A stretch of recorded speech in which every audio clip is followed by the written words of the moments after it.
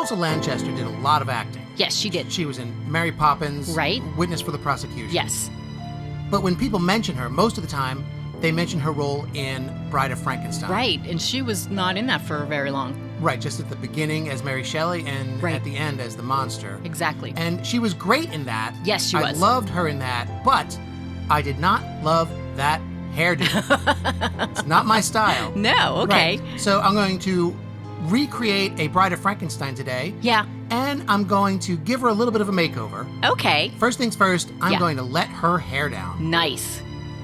First, let me clarify, there's nothing Uh-huh. wrong with the updo. No. It's iconic. Right, it is. There are many elements of this monster design Yeah. that are iconic. Right. The updo with the 2 white streaks of hair. Yes. That long ball gown. Right. The wraps, the mummy wraps around Yes. the arms and legs. And I wanted to keep a lot of that stuff Okay. and incorporate it. But Good. I thought that putting her hair down, Yeah. I thought it made her seem a little more angry, a little Oh, more yeah. savage. I could see that. Maybe giving her more agency. I don't know. I Yeah. just wanted her to be a little more lucid when she came up off of the slab. I like that. And I wanted her to be a little upset at her predicament. Of course. So I wanted her to look a little more wild. I did keep Yeah. the 2 white streaks because Oh, good. it's brilliant. Yes, it it's is. just brilliant design work. Yeah. I also kept the long flowing robe thing. Oh, okay. Yeah, but I didn't want her to look like she was headed out to the ball. Oh, right. I wanted it to look a little more hospital gowny, Okay. so I left some uncomfortable openings. Yeah. So, you know hospital gowns. That makes sense to me. Yeah, and the wrapping, of course you have to leave the wrapping. Of because course. It's just so creepy. It is. Yes. You can see that I am brushing a lot of the wrapping. I see that. Most of the lines in this, aside from the face, Uh-huh. most of the lines I did with a brush. Very nice. Because that's what we've been working toward. Right. Trying to get better. I got to keep it up Yes. if I want to be any good at it. So it's a lot of fun inking with a brush now. Oh, good. I'm glad you're having fun. I'm having fun, but I am still, my hand is still a little shaky Okay. because I'm a little nervous about screwing it up. Right. And I don't know why. Because Yeah. I screw up literally all the time, and I just fix it. So Right, I there really you need to go. relax about that. That's true.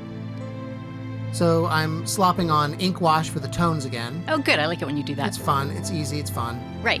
Don't forget to list your tools and materials down below. I will put them all in the info box. Good.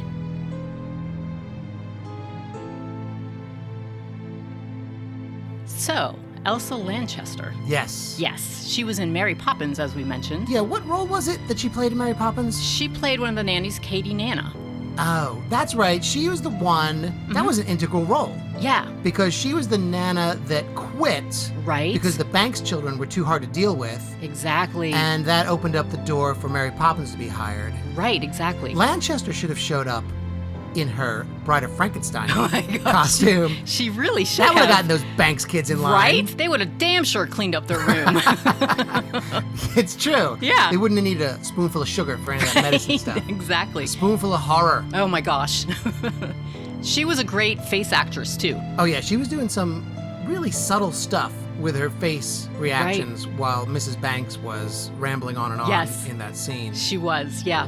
And then in The Bride of Frankenstein, when she was looking at the monster and then that iconic scream. Yeah, that's she a just great really- face. Yeah, it is. So after I get these tones down, Yeah.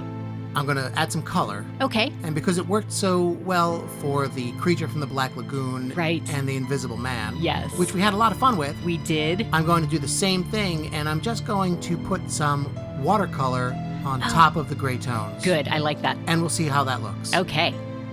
Now, you can't really tell in Bride of Frankenstein because it's a black and white movie. Right. What year was that? 1935. Wow. You can't tell, but Elsa Lanchester is famously red-haired. Right. And that's why I decided, as a nod to Elsa, Uh-huh. my Bride of Frankenstein is also going to be red-haired. Oh, good choice. Yeah. And that's just watercolor over the ink wash. Okay, good. You know what? You were kind of shocked to find out that Elsa Lanchester was Yeah. also a singer. I was. Yeah, she's done a lot of singing. I think she actually started her career, Okay. her show business career, in Yeah. cabarets. Oh, interesting. And she had a couple of really fun albums. Yeah. One was called Elsa Lanchester Sings Bawdy Cockney Songs. And if you get a chance to listen to those, they're on Spotify. I'm good. sure you could buy them. That's They're great. a lot of fun. They bring you Yeah. back to a very specific time in history. Right? They're just full of character. And Yeah. they contain such memorable hits as The Ruined Maid, Okay. If You Peek in My Gazebo, and Never Go Walking Without Your Hat Pin. Oh my Which were gosh. fantastic songs. Those are They're great. fantastic songs. They're bouncy. They're funny. Yes. They're just like her, really. Okay, good. And I think they reissued that original album a number of years ago. Take a look at this. This is either the best album cover ever or the worst. Oh my gosh. That's awesome. Talk about cross-marketing. Right? I don't know. Oh, fantastic. She just looks like she's having a blast, though. It does, yeah. Now, Elsa Lanchester. Mm-hmm. First of all, I never met the woman.